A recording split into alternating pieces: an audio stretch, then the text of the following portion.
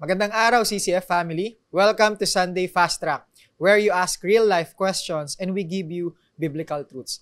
Ako po si Albert Sarmiento mula sa Elevate Youth Ministry at kasama natin ang ating speaker na si Pastor Bong upang sagutin ang inyong mga katanungan.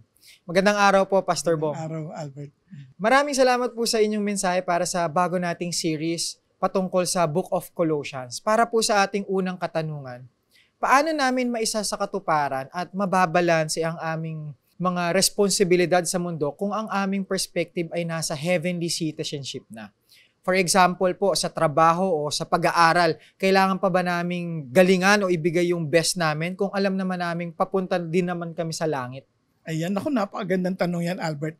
Now, isipin mo nang mabuti, kung ikaw ay Filipino citizen at ikaw ay nasa ibang bansa, for example, US, at nag-aaral ka, hindi mo ba pagbubutihan para nang sa ganun ang yung pagiging Filipino citizen ay maging magandang halimbawa sa mga nasa US? Now, ang ganda dito, sa totoo lang, sa picture ng being heavenly citizenship natin, ang sinasabi ng Diyos, all our works will follow us. Nalam sa Revelation 14:13, blessed are those who died in Jesus, for their works will follow them. Bakit? Because it will be rewarded. Kaya nga sa Bible, yung ating ginagawa, kunyari slaves, di ba? You do this with sincerity of your heart to the Lord. Di ba? Hindi do sa master mo, but to the Lord. Masters, do the same thing, Father God, to the Lord. Now, husbands, love your wives just as the Lord.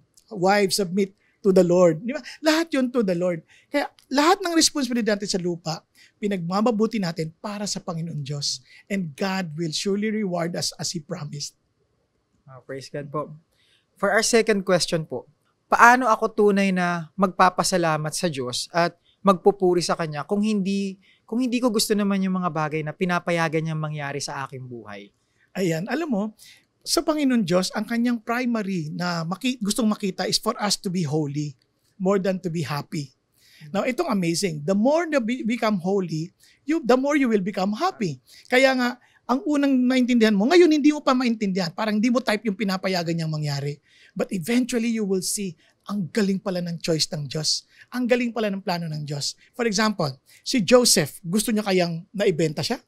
Gusto niya kayang naging katulong siya ni Potiphar? Gusto niya kayang naging nakulong siya dahil sa kasinungalingan ni Potiphar? Gusto niya kayang nakalimutan siya? Pero sa bandang huli, palagay ko, gustong-gusto niya na siya'y naging punong ministro ng Ehipsyo. Kaya may mga bagay na hindi mo maintindihan ngayon, but God is still the end. He knows what is best for us. Grabe, holiness and happiness follows. No? For last question po, kasalanan ba ang hindi ibahagi ang aking pananampalataya sa iba?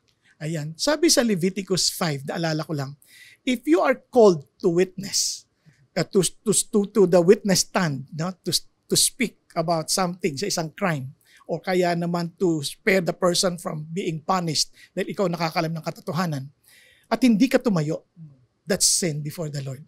Now, tayo po, once the Lord impress upon heart to share our faith para maligtas yung tao sa kapahamakan, para hindi siya mahatulan, at hindi ka nagsalita, ano sinasabi ng Diyos? It's sin, di ba?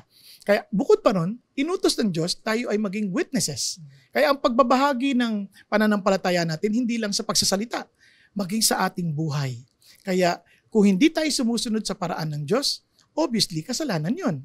And buti na lang ang Diyos ay mapagpatawad, kaya kapag nalaman mo, humingi ka na ng tawad at gawin mo na yung dapat mong gawin. Maraming salamat po, Pastor Bong, sa pagsagot sa aming mga katanungan. At bago po tayo magtapos, para sa lahat ng kababaihan, ang Women to Women Ministry ay magkakaroon ng kanilang pinakaunang women's conference na pinamagatang Masterpiece. Matuto patungkol sa disenyo ng Diyos para sa mga kababaihan this coming June 22 sa conference. Para sa ibang detalye at pagbili ng tickets, bisitahin ang Women to Women Facebook page o puntahan ang kanilang booth sa lobby tuwing linggo. And that's it for CCF Sunday Fast Track. God bless.